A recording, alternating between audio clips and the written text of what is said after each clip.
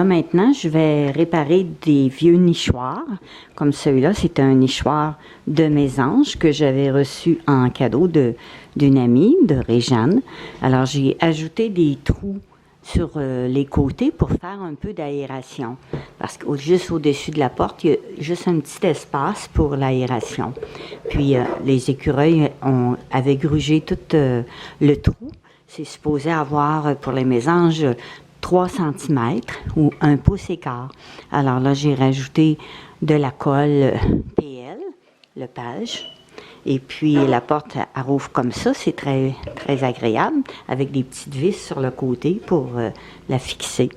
Et puis, je vais toute la recouvrir avec des morceaux de cornouiller, du harte rouge. Je vais me découper des petits morceaux, puis je vais aller coller ça avec la colle PL, la colle Lepage, comme ça ici. C'est une très bonne colle. Pour le bois, ça fait très, très bien. Alors, tout au long de la vidéo, je vais vous montrer. J'ai fait un petit cercle avec une petite branche de cornouiller.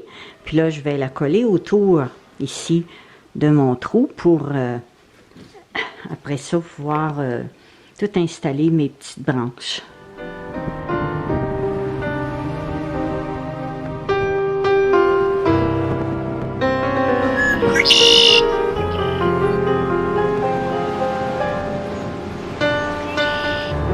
Alors, l'ouverture a 3 cm, 1 pouce et quart.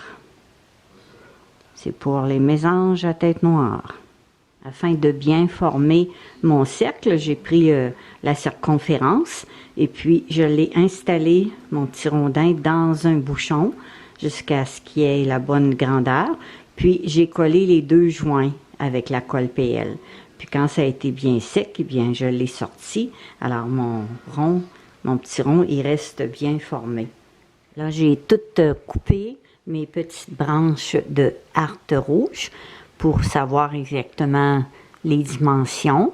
Puis, je les ai toutes ajustées avec un petit couteau de sculpteur pour les rendre plus droits afin qu'ils soient bien collés.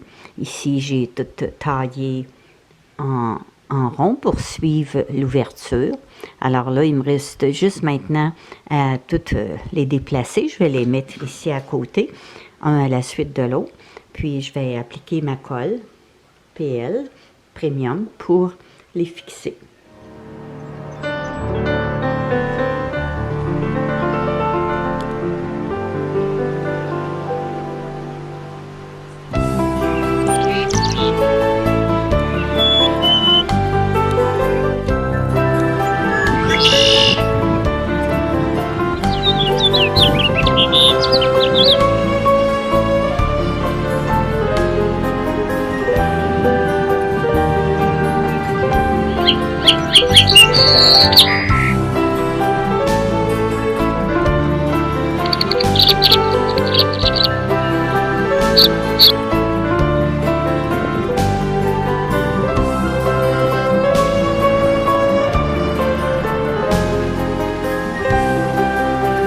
Là, je vais faire le côté du nichoir. Alors, en haut, j'ai fait des trous, donc je vais juste placer des petits morceaux comme ça ici, debout, pour ne pas boucher mes trous. Puis, tous ces petits morceaux-là, bien, je vais les coller. Puis après, je vais, ici, sur le côté, placer un grand morceau comme ça ici que je vais aller coller de chaque bord. Pas en arrière, parce qu'on n'aura pas besoin, mais en avant.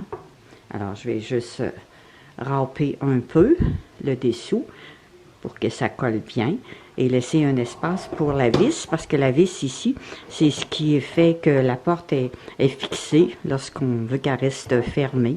Puis pour vérifier le nichoir, on peut la rouvrir. Alors là, je vais tout coller mes petits morceaux de bois sur le côté.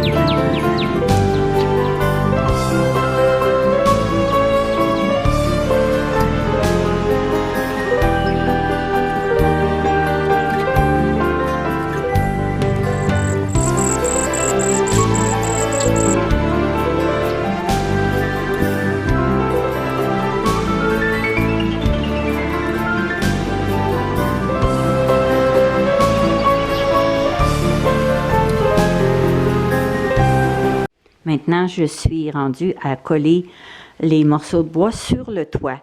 Alors, j'ai mis une planche en dessous pour rendre le toit un peu plus droit à l'horizontale, avec un outil en arrière pour le stabiliser.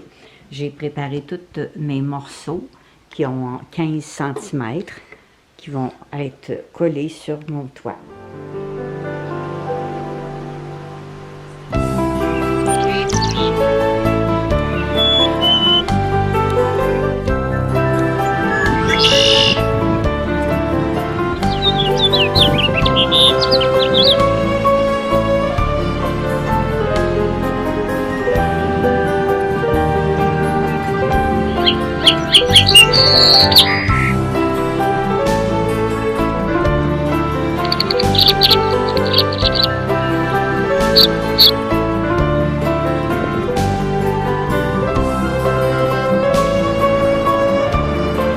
J'ai placé un objet pesant sur le toit afin que les bâtons se collent très bien au toit. Maintenant, il va me rester juste 2 autres petites bandes à placer ici et puis ici sur le côté, comme j'ai fait ici en avant. Puis ça va être pas mal terminé. La porte elle rouvre bien pour la vérification. Tout va bien aller, ça va être beau. Alors, bon bricolage!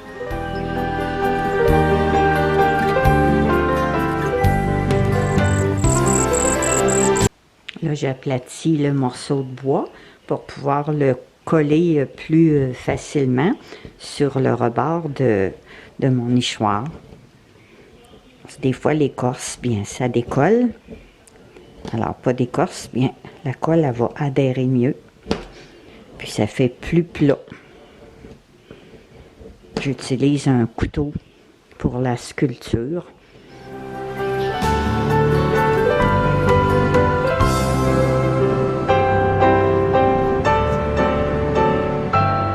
Voilà mon nichoir pour les mésanges qui est terminé. Alors, j'ai tout collé des petits morceaux de branches de harpe rouge. Alors, dans la nature, ça va faire très joli. Puis, j'ai réparé le trou parce que les écureuils l'avaient tout grugé. Alors, je l'ai tout réparé pour remettre la bonne grandeur qui est 3 cm d'ouverture. À la prochaine!